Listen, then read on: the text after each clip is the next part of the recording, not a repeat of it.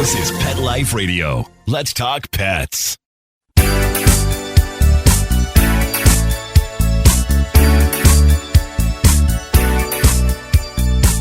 Hello, you're listening to Animal Party on Pet Life Radio with me, Deb Wolfe, your host, as always. And today we're going to have on the show a new guest, Jen Olson, and she loves big mutts. Yes, she does. We're going to talk all about that. So welcome to the show, Jen. What do you mean you love big mutts? What's that all about? Well, I love big dogs. I have 5 big dogs and 1 small one. I just love their energy, their presence. Well, I love all dogs. I shouldn't say I just love large dogs. I love small dogs too. I've had many small dogs and I just adore them all. I love all dogs, but I don't know why I picked that email. I have no idea. I know why. Because it's the loves big butts, right? Loves big mutts. Oh, yeah. It rhymes with the song. Oh, very nice. Okay, Yeah. So you have a dog rescue. Loved It Last Rescue. Loved It Last Dog Rescue. Yes, indeed. Loved It Last Dog Rescue. What is that about? What are you doing there? We rescue dogs locally, of course, but largely from overseas. And the reason we rescue from overseas is because there are very few homeless dogs here in BC, which is wonderful. And the few that there are taken in by the SPCA, so we have no access to them. So in order to help dogs find homes for stray dogs, we had to go overseas. But in fact, we didn't go overseas. Overseas rescues came to us. We started out as just rescuing. I started out with a rescue called a Better Life Dog Rescue, and that was just local dogs. And when I decided I wanted to help overseas dogs as well, and my rescue partners didn't want to, I branched off and started Loved It Last Dog Rescue. So we find homes for dogs from Korea, China, Iran, other countries, but those are the main 3. As well as California. There's a big homeless dog problem in California. And just recently from the Northwest Territories, of all places. So that's where we get our dogs from. So what happens is we post them on our website, we find them a home, and once we find them a home, the overseas rescue finds a passenger to bring them as excess luggage, because that's the cheapest way to get them here. And then they go home. So, okay, there's so much to unpack there. China, Korea, Iran, and Northwest Territories. I've done shows before on Iran and the Golden Retrievers, which is so surprising to me. Yes. Is that what you're getting from there? No, actually, typically we get mutts. Mutts. Medium-sized, short-haired mutts? Is that kind of, because that's what you see in the Middle East most. Yeah, well, we get everything. We get large, small, medium, everything from all countries. Because I would say that mostly, actually, we get large dogs from Iran, because when people are going to give up a dog, they typically will give up a large dog as opposed to a small dog. Small dogs people will keep for the rest of their lives, but large dogs, I don't know, somehow people just seem they're disposable at some point in their life. Okay, so California, though, I mean, it used to be the dogs coming out of there were little. They were Chihuahuas. Is that not the case anymore? In California, the dogs are still largely small dogs, yeah. Yeah, they seem to just have mostly small dogs down there for some reason. But we get large dogs, too. We get large dogs from everywhere. What's the case in China and Korea? What's going on there that dogs need to be sent from there to here? And you know what? It's meat market. Dogs are rescued from people who rescue them right out of the meat market, who they're being sold to be killed for meat. That's one large way we get dogs out of China and Korea. But also it's just stray dogs on the street that rescuers find and put them in a shelter there. And then once we find a home for them, they are flown here. Okay, and just before we go to break, I want to ask you, because we covered the other areas, what's going on with the Northwest Territories? Yeah, this just started just a few days ago, actually. They seem to have a large stray dog population that I guess they've always had it, obviously, but they just connected with us. And the problem there is that nobody is spaying and neutering their dogs. So dogs are having puppies that are not wanted and left to fend for themselves. And so all the dogs we're getting from the Northwest Territories are unfixed, because they say they cannot fix them there because there are not enough vets in the Northwest Territories to do it. Oh my gosh, that's terrible. Isn't it? But just vets don't move to the Northwest Territories, I suppose. So there's just very few vets there. So there's no way to get these dogs spayed and neutered. We don't normally take in dogs who are unfixed, but we're going to have to do that for the Northwest Territories. We'll fix them right away, of course. Stay tuned. We'll be back on Animal Party Pet Life Radio.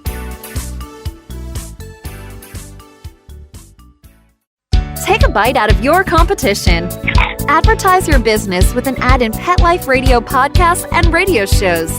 There is no other pet-related media that is as large and reaches more pet parents and pet lovers than Pet Life Radio. With over 7 million monthly listeners, Pet Life Radio podcasts are available on all major podcast platforms. And our live radio stream goes out to over 250 million subscribers on iHeartRadio, Odyssey, TuneIn, and other streaming apps. For more information on how you can advertise on the #1 pet podcast and radio network, visit PetLifeRadio.com/advertise today. Let's Talk Pets on PetLifeRadio.com.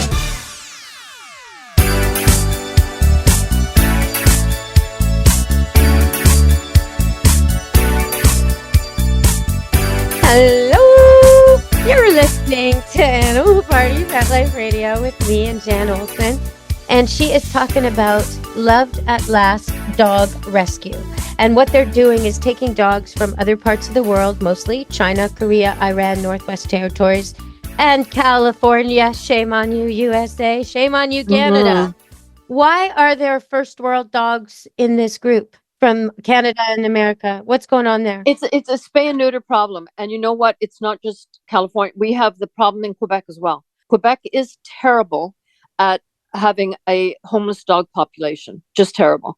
And again, the reason is that people don't spay and neuter their dogs. Sometimes it's a cultural thing. A lot of men who have dogs don't want to take the balls off their dogs. Oh my goodness. You know, I did a show years ago on these things called nudicles. Do you remember nudicles? They're these artificial testicles that men could buy to put on their dogs so their neutered dog would look like he still was packing. Yeah. It's so ridiculous. Like it wouldn't fool a dog at all, because by smell, I mean, they smell like titanium steel, you know? Yeah, exactly. No dog's going to fall for that. In fact, a dog wearing those gets swarmed by curious dogs who don't know what the heck it's hanging ridiculous on the end of him.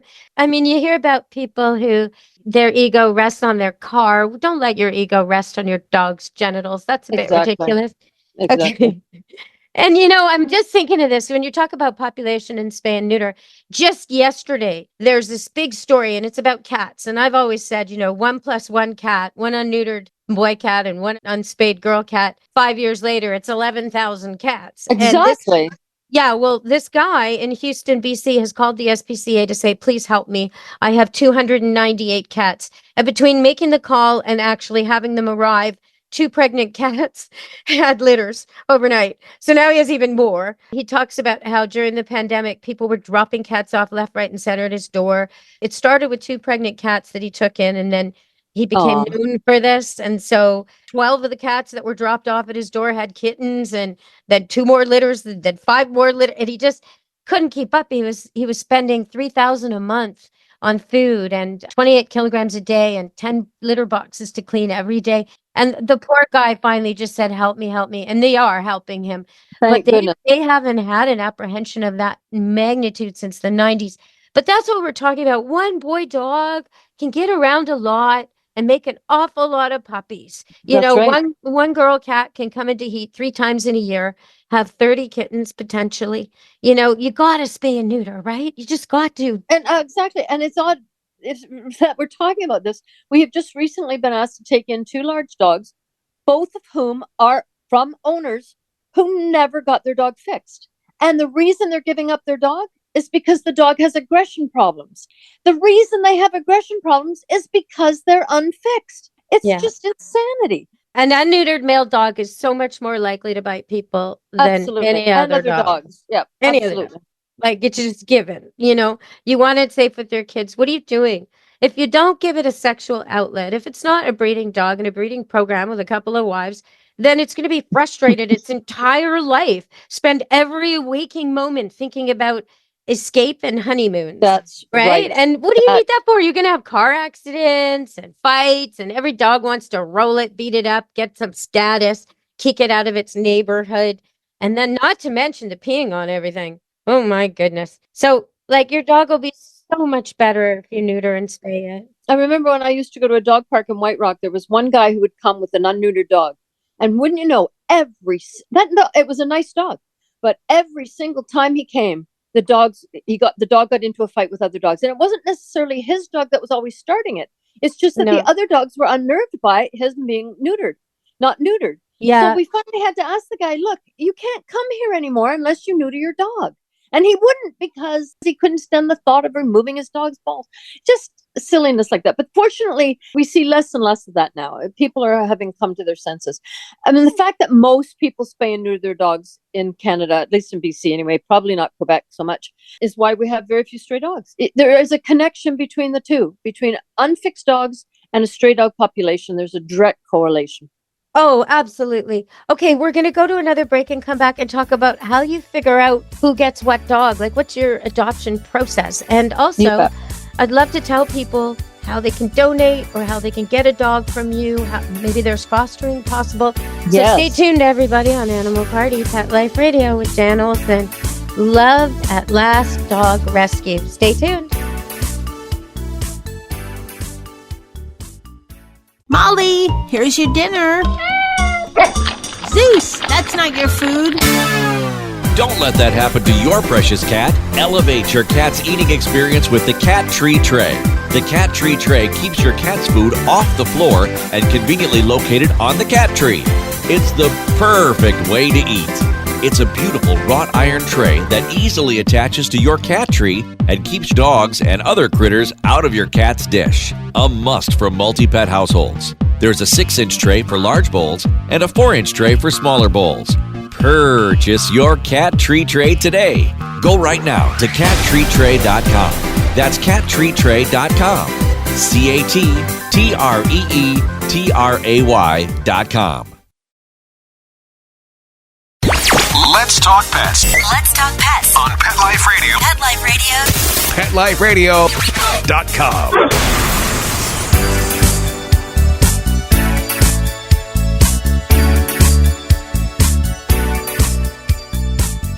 Hello, we're back on Animal Party. That makes you laugh every time. Pet Life Radio. You know, I've been doing that since I first started on radio. And there was a brief time where Seinfeld, on a couple of episodes, did the same voice. And he was doing, and I thought, oh no, I'm going to have to lose my hello. But then he dropped it, and it's okay. Still right. Mine, Seinfeld. Still mine. Yes, that's right. Yes. Okay, so we're back with Jan Olson, and we're talking about adopting dogs from faraway places, but sometimes not so far away, like California, Northwest Territories, Korea, Iran, China. One thing I worry about, because I've seen some of the Mexican dogs adopted here, is sometimes, well, sometimes they come with like parasites and issues that our vets don't normally see and are quite hard to treat. Skin problems, little weird intestinal things. Is that an issue with these foreign dogs? It can be. We do require that they be treated for fleas and ticks before they arrive. But if they come with skin conditions or rashes or things like that, we just get it treated. It's not a big deal. It's easy to fix. And sometimes it can be transferable. But in those cases, we just tell the adopter, keep your dog away from other dogs until it's cleared up. So it's really not that big an issue. And it's actually very few dogs. And I do agree with you. We do rescue dogs from Mexico too. I forgot to mention that. And if we do get a dog that has more of a parasite problem, it'll be from Mexico. That is true. But we still rescue them because they need rescuing. Okay, so when I hear that, I put a little note to myself. Next time I'm in Mexico, no kissing stray dogs on the face. Don't be doing that. Not usually transferable to humans. There are very few transferable conditions between dogs and humans. Rabies is about the only one I can think of. Okay. All right. So what do? You get these dogs, and I hope that the new adoptee isn't responsible for paying for vet care and such. Oh, or are they? Course. If they're an adopter, they're responsible for taking care of their dog. Absolutely. But when the dog arrives, the dog will have had a vet exam and have been spayed or neutered if they hadn't been already before they arrive. So they're healthy and they're fixed. And so once they're adopted, the adopter becomes responsible for vet care. We could not operate as a rescue if we were responsible for the vet care of every dog that we adopted out. That would be unfeasible. We make $150 from the adoption fee because the rest of it goes back to the rescuer who pays to get the dogs here. It doesn't actually keep us functioning. I usually have to donate money to support the rescue. But no, the adopter is the owner of the dog. So they're responsible for vet care after the dog is adopted. But they don't have to, the dog is healthy when it arrives, so they don't have to do that right away. But to be fair, a lot of our adopters do. They get a new dog and they want to get a vet exam to make sure, check it out and make sure that they are okay. When you say $150, it costs more than $50 for a set of vaccines, and these dogs are going to be vaccinated twice. Like, that's so... No, they're not vaccinated twice. Well, they will be if they're getting them already vaccinated, right? Our adopters don't take their dogs in to get vaccinated. No, I'm saying you have already done that. Like, if I buy a puppy, right? Yeah. If I buy a puppy from a breeder, I'm going to pay the puppy price, and then I'm still going to have to take it back one more time to the vet and one more time to the vet to get all my vaccines completed. That's going to be more than that's going to be more than 100. I'm comparing your dog's affordability. Can you forget about the $150? That's not relevant to what we're discussing right now. We adopt our dogs out for $800. The normal adoption fee is $800. Okay. And the rescuer from the foreign country gets $650 of that $800. We keep $150, and that has to keep us functioning. That $150 has to keep our rescue running. And you can imagine that that's pretty tough to do. But oh, yeah. No, I hear what you're saying. And I'm glad you clarified that so people understand there's a $800 fee, but it's more than reasonable. I mean, even the travel, like... Oh, absolutely. The travel costs more. Everybody loses money on the adopted dogs. The rescuer overseas loses money. We lose money. But for everybody not to lose money, the adoption fee would have to be about $1,000. And it probably will get there eventually. But right now, $800 is the normal going price of fairly young dog for most rescues, because that's the bare minimum we can get by with charging. But everybody's competing with each other, right? So we have to make sure we're competitive. How do you pick the dogs because there must be loads of dogs and you can only take some, right? Actually, we agree to post just about every dog we're asked to, which is why we have a lot of dogs on our website.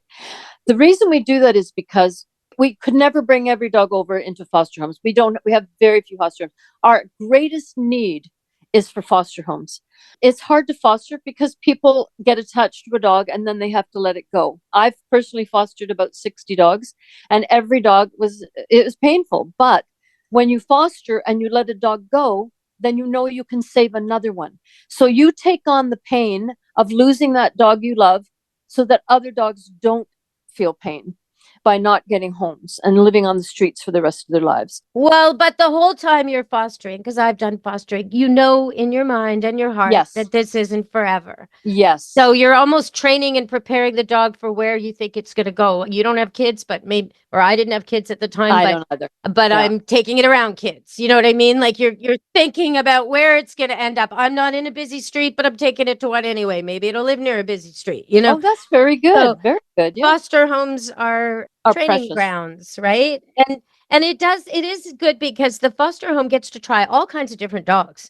You know, when they are ready to make up their mind and own a dog of their own, they've got so much experience. And they do get support, right? You support them, wouldn't you? Oh, absolutely. Oh, foster homes don't pay a cent. We pay everything for the dog when it arrives, of course, because it's not their dog. They don't have to pay anything.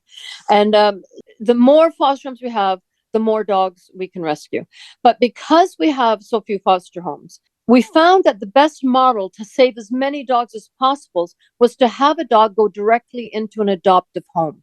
And that way we're not, right? Yeah. So, and you'd be surprised, even though these people don't get to meet their dog before they adopt them, it works out 98% of the time that those dogs are not returned. It is staggeringly how well it works out. But we're very careful about the adoptive homes we pick because we want to make sure people aren't going to give dogs the time they need to settle and relax. Because when a dog is flown halfway around the world and placed into a home with a complete stranger, they're going to be nervous. And that nervousness can reflect itself in growling or even nipping, very rarely biting, and very rarely either of those. It's amazing how adaptable dogs are. But sometimes they take a while to settle in, and our adopters allow them the time to do that. We say it takes about 3 weeks for a dog to finally figure out, hey, I'm safe. No one's going to hurt me anymore. I can let go. I can let go of my barriers and relax and become one with this family. And it generally takes about 3 weeks for the dogs to realize that. Okay, so we have run out of time, but I want to invite you back and do a follow-up show Sure, I'd love to. Because we have to tell people in the follow-up show what kind of people you're looking for. How do you make that determination? Yes. And then yes. how do you make the match? And how does it work? Do they come to the airport? Like, I want to hear all about this. Yes. And I that's want to exactly- hear some special stories of matches you've made. But first, to end this show, can you please tell people where that website is, where all these dogs are posted, and how they can learn more? You bet. Everything you can do to foster or adopt our dogs is on our website, which is loved, Loved, lovedatlastdogrescue.ca. All one word, no caps, lovedatlastdogrescue.ca. And we'll post the links right up on the show profile on the Animal Party Pet Life Radio show page. So you could just click if you want to just go there and see the dogs. And I mean, I love this idea. It's almost like a dating site. Yes, it really is. It truly is. Yep. We've got lots of dogs. Well, I wouldn't want to have to pick by picture a man and then be with him in my bed in my house and feed him and clean up after him for 12 to 15 years. Oh my God, no. Oh, but the rewards, they're so worth. I know you wouldn't want to do it with a man. I totally understand what you're saying. No. Yeah. But a dog, maybe. Okay, everybody. So we're going to have Jen back real quick. You won't have to wait long. Stay tuned for that show. And until then, Thank you. Your animal. Thanks, Well, Deb. thank you. From Animal Party, Pet Life Radio, and me, Deb Wolfe. Be good to your animals. Let's Talk Pets, every week on demand, only on PetLifeRadio.com.